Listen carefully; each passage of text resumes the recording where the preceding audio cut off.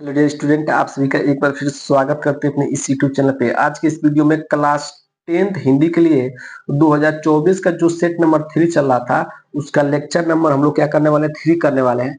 इसके पीछे मैंने इसका 2 लेक्चर दे चुका है, जिसमें हमने 20 एमसीक्यू क्वेश्चन को कंप्लीट कर लिया है। और इसमें से जो प्रश्न मोस्ट इंपोर्टेंट प्रश्न है, मैंने ऑलरेडी टिक लगवा दिया है। तो इस प्रश्न को जाकर आप जरूर से जरूर देख लेते हैं।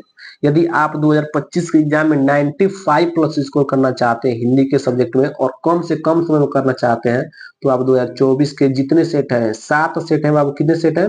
7 सेट है। यदि इन सातों सेट को आपने कवर कर लिया बाबू, तो 100% है कि 2025 में इसी से पेपर बनकर आएगा। केवल हिंदी का एक ऐसा पेपर होता है बाबू, जिसमें रिपीटेड क्वेश्चन बहुत ज्यादा होते हैं। मैं पहले बता दे रहा हूँ, तो आप ये बड़ी से बड़ी गलती मत करिए। आप क्या कीजिए, सातों सेट को कंप्लीट कर लीजिए। इसके पीछे मैंने दोनों सेट को कंप्लीट करा दिया है। हर एक प्रश्न का उत्तर मैंने लिख कर दिया है, तो आप जाकर उस वीडियो को जरूर देख लीजिएगा। ठीक है, चलिए वीडियो को स्टार्ट करते हैं। और वीडियो को स्टार्ट करने से पहले यदि आप हमारे चैनल पर पहली बार आए होंगे, तो चैनल को सब्सक्राइब कीजिएगा, वीडियो को लाइक और प्यारा सा कमेंट जरूर कीजिएगा।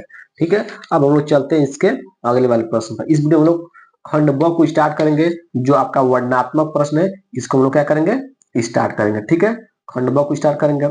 कह रहा है कि निम्नलिखित में से किसी एक गद्यांश पर आधारित सभी प्रश्नों का उत्तर दीजिए। ठीक है, ये आपका 6 नंबर का प्रश्न होते हैं और मोस्ट इंपोर्टेंट वाले होते हैं, तो इनको आपको जरूर से जरूर कवर कर लेना है बाबू। ठीक है, जो आपके गद्यांश होते हैं, ये आपको 2 गद्यांश देगा अथवा करके, आप इनको दोनों में से किसी एक ही करना है, दोनों को नहीं करना है। ठीक है, बाकी सर आप किसको कराएंगे, तो मैं उसी को कराऊंगा जो बार बार एग्जाम में रिपीट हो रहा है और 2025 के लिए मोस्ट इंपोर्टेंट गद्यांश होने वाला है। ठीक है, तो इसमें से कौन सा ऐसा गद्यांश है जो मोस्ट इंपोर्टेंट है आपके लिए 2025 एग्जाम के लिए। ठीक है, तो आपका जो ये वाला गद्यांश दिया है ऊपर वाला, ये मोस्ट इंपोर्टेंट एक गद्यांश है।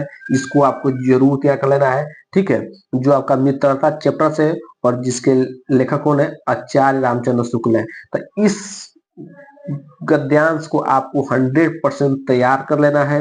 ये मोस्ट इंपोर्टेंट ये वाला गद्यांश है। पिछले सेट में ये पूछा था ये वाला प्रश्न।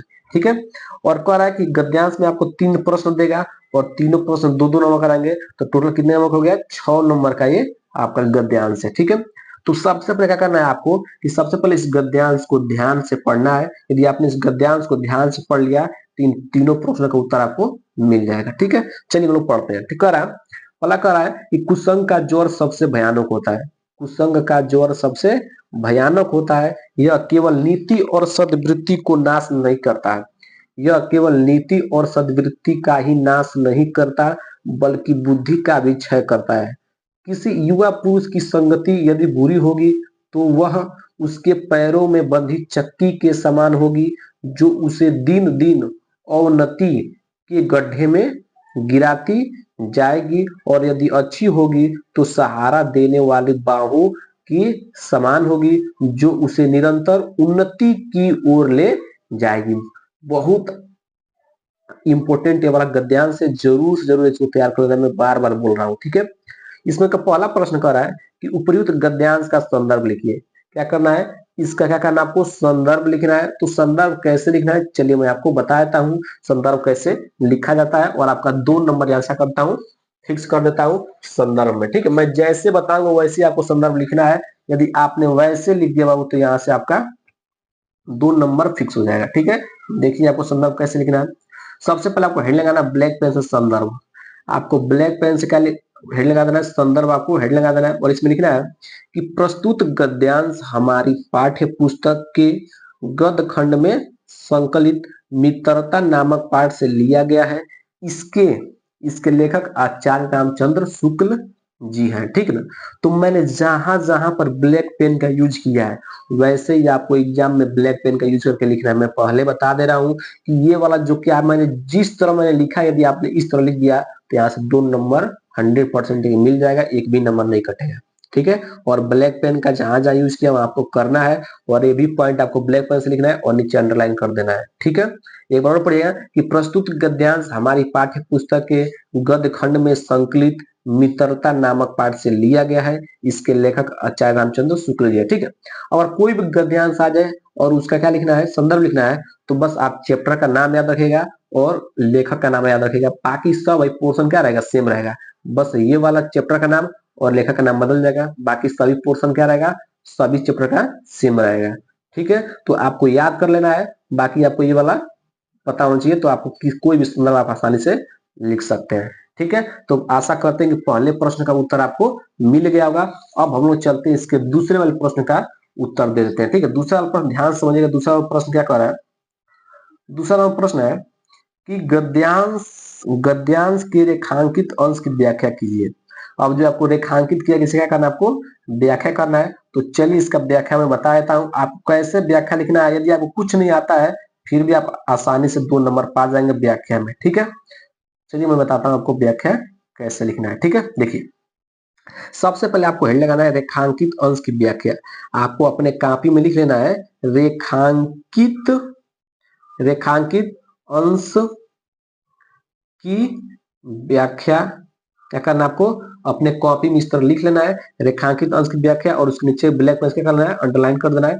ऊपर ब्लैक पेन से लिखना है और नीचे भी ब्लैक पेन से अंडरलाइन कर देना है रेखांकित अंश की व्याख्या। इतना आपको कॉपी में लिख लेना है। फिर से आगे लिखना है कि आचार्य रामचंद्र शुक्ल कहते हैं कि, जो आपके इसके लेखक हैं उनको, उनके बारे में उसे लिखना है कि रेखांकित अंश व्याख्या लिखना है कि आचार्य रामचंद्र शुक्ल जी कहते हैं कि, और उसका आगे लिखना है कि किसी युवा पुरुष की संगति यदि बुरी होगी, यदि कोई युवा पुरुष है, ठीक है, यदि उसकी संगति मतलब व्यवहार क्या होगी, बुरी होगी, संगति मतलब साथ बुरी होगी, तो वह उसे उसके पैरों में बंधे चक्की के समान होगी। तो क्या होगा, उसके पैरों में बंधी हुई एक चक्की के समान होगी। मतलब कहने का मतलब कि यदि कोई व्यक्ति या कोई कोई व्यक्ति बुरे संगत में मतलब बुरी संगति में पड़ गया है, तो वह संगति क्या होगी, उसके पैरों में बंधी हुई चक्की के समान होगी। ठीक है, जो उसे दिन दिन अवनति के गड्ढे में गिराती जाएगी, जो उसे प्रतिदिन रोज रोज क्या करेगी, अवनति मतलब होता है बुरी आदतों के गड्ढे में क्या करेगी, गिराते जाएगी, मतलब पीछे की ओर गिराते जाएगी। ठीक है, और यदि अच्छी होगी, और यदि उसकी संगति अच्छी होगी बाबू, तो वह सहारा देने वाली बाहु के समान होगी। तो उसके सहारा देने वाले किसके समान होगी, बाहु के समान होगी। यदि उसकी संगत अच्छी है, यदि उस संगत अच्छे लोगों के साथ में रहता है, तो क्या होगा, वो संगति से क्या करेगी, बाहु के समान सहारा देने वाली होगी। ठीक है, जो उसे निरंतर उन्नति की ओर ले जाएगी, जो उसे क्या करेगी बाबू, निरंतर मतलब लगातार क्या करेगी, आगे बढ़ाएगी, और उसे क्या करेगी, उसे उन्नति की ओर ले जाएगी। ठीक है, तो इस तरह क्या करना था, इसका व्याख्या लिखना था आपको। ठीक है, तो आपको व्याख्या में कुछ नहीं आए तो बस यही उतार दीजिएगा और थोड़ा बहुत इसमें चेंज कर दीजिएगा, तब भी 2 नंबर आपको मिल जाएगा। ठीक है, अब तीसरा प्रश्न है, तीसरा प्रश्न करा है कि सुदृढ़ बाहु का क्या अर्थ है। सुदृढ़ बाहु का क्या अर्थ है, ये आपको बताना है कि सुदृढ़ बाहु का क्या अर्थ है।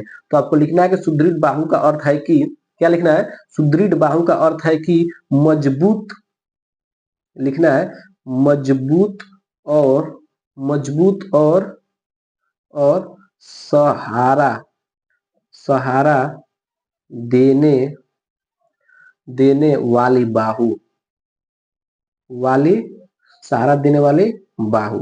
ठीक है, इसी का अर्थ है, किसका है, सुदृढ़ बाहु का क्या अर्थ है, सुदृढ़ बाहु का अर्थ है कि मजबूत और सहारा देने वाली बाहु। ठीक है, तो इसका अर्थ मैंने बता दिया कि सुदृढ़ बाहु का अर्थ है कि मजबूत और सहारा देने वाली बाहु। ठीक है, आशा करते हैं कि ये वाला पद्यांश आपको क्लियर हो गया।